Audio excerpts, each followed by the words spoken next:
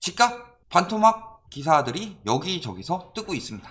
저번에 한번 말씀드렸지만요. 기본적으로 2014년 7월이 집값 폭등의 계기가 되었다고 그랬죠. 왜? 부동산 시장에 유동성을 불어넣었으니까. 그래서 이 정책을 뭐라고 그랬어요? 빚내서 집 사라 정책이라고. 초이노믹스죠. 현재 2022년 10월은 아직 안 나왔으니까 9월까지 했을 때 서울의 중위가격 아파트가 4억 8천에서 12억 6천까지 올랐다. 엄청나게 많이 꼈죠. 그런데 뭐 물가 상승도 했다고 하니까 물가 상승 한 15% 정도 했는데 집값 한 5년 정도 하락기에서 물가 한 25% 상승했다고 가정을 하더라도 한 6억 정도면 충분하다는 거죠. 그러니까 집값이 반토막 날 가능성이 높아진다. 이 부분에 대해서는 저희가 많이 말씀을 드렸던 거고, 아니 언제 그렇게 떨어지냐, 집값은 기다리면 오르고 절대 예전 가격으로 떨어지지 않는다. 과거에 보시면 음마 40% 하락, 이런 기사들이 왜 떴을까요? 버블이 이렇게 꼈다가 버블이 이렇게 빠진 거예요. 그렇게 말씀을 드렸고 지금 반토막 나는 단지들이 속출하고 있더라.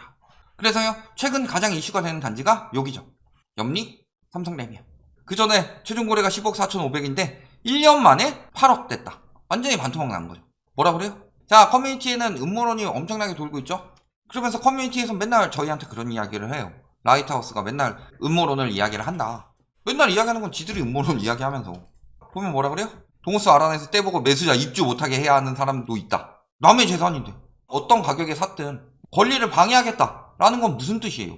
그래놓고서 폭락론자들은 남의 재산이 떨어지길 바란다, 남의 재산을 피해주길 바라는 아주 나쁜 놈들이다, 이딴 이야기하면서요, 지들은 남의 재산에 대해서 일절의 배려가 없다. 자, 반토막 난 거예요. 내가 한우를 한 20만원어치 샀어요. 그런데 제가 사고 나서 한 3시간 뒤에 갑자기 떨이라고 냅두면 상하니까 반토막으로 50% 세일해서 샀어요. 그러면은 제가 그때 한 3시간 전에 사가지고 나는 한우를 20만원 주고 샀는데 왜 저 사람한테 10만원 주고 파느냐? 그러니까 이 사람들 소고기 사까지 못하도록 막아야 된다. 이렇게 되면 어떡하죠? 경찰이 철컹철컹 하겠죠. 그러니까 아주 악독한 무법자들이다. 마포만 그럴까요?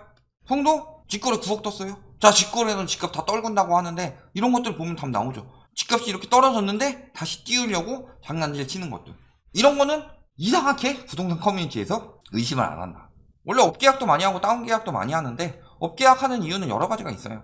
매수자 우위 시장일 때 업계약을 많이 한다. 첫 번째는 대출 문제가 가장 크죠. 이런 것 때문에 업계약 할 수도 있고, 두 번째는요, 자전거래로 가격 띄우기 많이 들어간다. 물론 다운거래 같은 경우는요, 이때는 매도자 우위 시장일 때가 강하고 세금 탈세 이유가 강하고. 송도만 그래요. 검단 8억에서 4억. 얘기 들어보면 검단에 몇 억씩 뭐 프리미엄 붙었네 하는 사람들 되게 많았는데 지금 상황 보면 어때요? 프리미엄 다 빠지고 있다. 그런데 지금 검단 분양 받으라고 해요. 검단 가보세요. 분양 받을 만한 동네인가. 아니 인천이고 신도시인데다가 송도랑 청라 잘 됐고 거기다 송도랑 청라보다 서울에 가깝고 그러니까 검단 뜰 것이다. 가보세요. 왜 미분양 관리지역이 됐는지. 신도시처럼 생성이 돼 있는가. 그러니까 특수거래라고 하죠. 특수거래 사례를 들고 와요. 그래서 헬리오시티가 지난 1월에 23억 7천인데 13억 8천에 거래가 됐다. 그것도 직거래로. 그러니까 얘는 특수거래다. 그래서 알아봤더니 진짜 특수거래였어요. 부모가 20대의 두 자녀에게 공동명의로 매도한 거래이고 매도 직전에 12억 전세로 나갔다. 그래서 1억 8천. 그러니까 자녀가 모은 돈이 이거밖에 없으니까 이렇게 넘겼다는 거죠. 증여하고 하면 세금 많이 떼니까. 그 다음에 문정동 파크하비오 151. 요것도 15억 7,700 직거래는 다주택자인 부모가 30대 자녀에게 매도했다. 이런 거 굉장히 많다고 그랬죠. 아마 최근에 해봐서 그렇지 2020년 6월에 이런 거 엄청 많았을 거예요. 그래 놓고서 이걸 가지고 영끌 패닉바잉이라고 붐을 일으킨 건데 2020년 6월에는요 명백히 말씀드리지만 다주택자들이 자녀들에게 배우자에게 증여성으로 거래한 것이 엄청나게 많았다. 그러니까 거래한 만 건이 나오지. 그래서 이런 것들 보면요 두 가지를 요즘에 이야기를 많이 합니다. 집값이 하락세가 심각해지고 있죠. 그러니까 몇몇 직거래에서 특수거래인 사례를 극단적인 걸로 들고 와서 집값이 떨어지는 게 아니라 하락기에 다주택자들이 자녀들에게 넘기고 있는 시기다. 이런 식으로 유도를 해요. 그런데 잘 보시면요. 첫 번째, 그래서 직거래가 한 80%는 하락거래다. 그 다음에 두 번째, 직거래니까 저런 거래가 뜬다. 그래서 보면요. 직거래니까 저런 거래가 뜨는 경우는 많아요. 물론 아까 마포 같은 경우는 뭐 중개거래였지만 그랬을 때 직거래는 보통은 세금 때문에 많이 하죠. 그런데 직거래가 80% 떨어지는 이유는요. 진짜 일반 거래가 80% 떨어지기 때문이에요. 그리고 저런 극단적인 사례에서는 증여성 거래가 나오지만 나머지 하락거래에서는 다 직거래는 특수거래이다라고 하는데 그렇지도 않아요. 그래서요. 저것도 보면 이런 거 얼마나 열심히 조사했겠어요. 그런데 이 기사를 잘 보시면요, 특수거래가 아닌 것도 특수거래인 것처럼 말하고 있어요. 부모가 자녀한테 매도한 거, 이건 특수거래가 맞죠? 특수관계인 간의 거래가 특수거래죠. 잠실동 잠실 S 19억 5천에 거래했다. 많이 떨어진 거죠? 보면 뭐라 그래요? 다주택자 양도세 한식 중과 배제 기간을 이용해서 집을 처분하는 지방 다주택자. 그러니까 지방 다주택자가 서울에 가지고 있는 집을 팔았다. 이건 특수거래다. 2억 5천 단숨에 낮춘 매도인, 17억까지 호가 낮춘 매도인은 17억 정도의 채무가 있으니까 이를 해결하기 위해서 가격을 낮춘 거다. 특수한 상황이에요? 영끌족이 한둘이에요? 이런 일반적인 상황도 쇼크, 엄청난 쇼크 하면서 저런 진짜 특수거래랑 뭉뚱그려서 묶어서 이런 것들밖에 안 되는 거다 라는 인식을 심어주기 위해서 기사가 나오는 거다. 이번에 마포레미안 8억에 팔렸다. 커뮤니티 난리 났죠? 그래서 등기부 등본을 발급해 본 결과 계약 이후 소유권 이전 등기까지 완료된 상황이고, 매도자 A씨, 매수자는 B씨와 C씨고 세입자로 살고 있던 부부 또는 동거인이죠. 이 사람들이 공동 매수를 했다. 그리고 그 전에 4억 2천 정도의 전세를 주고 있었고, 저가 거래해서 6년 반 만에 2억 5천의 시세 차익을 거뒀다.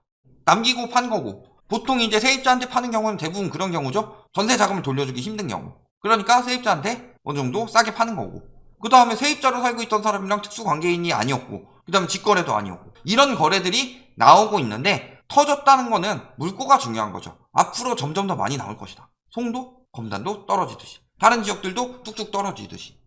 자, 그래서 보면요, 직거래는 뭐 다 떨어지는 것처럼 이야기하고 있지만요, 자, 9억 7천까지 떨어진 거 다시 11억 3천까지 직거래를 띄우고 있죠. 아까 송도 9억 하던 게 6억 떨어지니까 바로 9억으로 띄우는 것처럼, 이것도 11억 하던 게 9억으로 떨어지니까 바로 11억으로 띄우죠. 여기도 12억 9천으로 떨어지니까 바로 13억으로 띄운다. 직거래 12억. 물론 2년 전이지만 9억에서 8억 뭐 이렇게 하던 게 직거래 12억 뜬다. 이런 것들에 대해서는 취재도 안 하고, 이런 직거래에 대해서는 보도도 안 해요. 그래서 예를 들어서요, 12억짜리 아파트가 9억에 직거래가 됐다 라고 하면 이건 특수거래일 것이다 하면서 막 등기부 떼보고 다 조사해서 탈탈 털면서 9억짜리 아파트가 12억 직거래가 뜬다 라고 하면은 요것에 대해서는 보도도 안 한다. 근데 실제는 저렇죠. 저기만 그래요. 지금 9, 10월 것만 뽑아서 봤어요. 여기 보면은 9억 7천 신고가 직거래되고 있죠. 7억대 거래되던 게 갑자기 8억 7백으로 신고가 직거래되고 있다. 지금 가격이 하락하고 있는 와중에도. 자, 9억 거래되던 게 갑자기 11억. 물론 기간은 좀 차이가 나지만 12억에서 19억 갑자기 띄우고, 이런 것들이 한둘이냐. 이런 것들을 보시면요, 직거래가 가격을 낮추는 것만 있는 것도 아니고 극단적으로 가격을 띄우는 거래들도 많고요. 직거래는 지금 집값이 너무 올라갔으니까 그만큼 떼는 세금이 많죠. 그러니까 세금을 아끼기 위해서 직거래를 많이 하고, 저런 특수관계인 간의 거래도 물론 나오긴 하죠. 그럴 경우에 진짜 티가 나죠. 극단적인 저가 거래. 그런데 마포 같은 경우는 그렇지도 않았죠. 말씀드렸듯이 급매가 정상 가격이 되고 거기서 다시 급매 나오고, 이런 형식으로 집값이 떨어지듯이 직거래로 해서 증여되던 가격이 정상 가격이 되고 또 나오고, 이런 식으로 되고 있는 거다. 그런 이야기예요.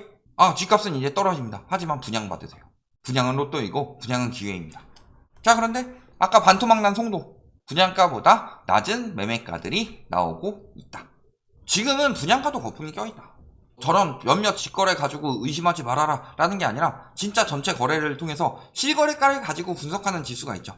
그게 부동산원에 있는 공동주택 실거래가 지수인데 뚝뚝 떨어지고 있죠. 두 달 새 하락폭이 굉장히 빠르게 진행되고 있다. 문제는요, 여기서 윤석열 당선됐다고 이렇게 띄우다가 떨어지고 있는 거죠. 보면요, 2017년 기준이 100이에요. 그럼 앞으로 이 60만큼 거품이 엄청나게 껴다는 거죠. 지수상으로만 보더라도. 떨어질 일은 한참 남았다. 반토막 나고도 남죠. 17년이 100이면요, 14년에 가계 대출은 축소하고 유동성을 풀었죠. 왜냐면은 유동성을 푸는 거 자체가 독이 될 수 있기 때문에 가계대출은 축소해서 DSR을 시행을 한 거다, 세계적으로. 근데 우리나라는 그때 뭐 하고 있었어요? 가계대출도 확대하고 유동성도 풀었죠. 그게 우리나라 시장에 들어온 거예요. 그러니까 다른 나라들은 코로나 이후 거품이 꼈지만 우리나라는 그 전부터 거품이 꼈다.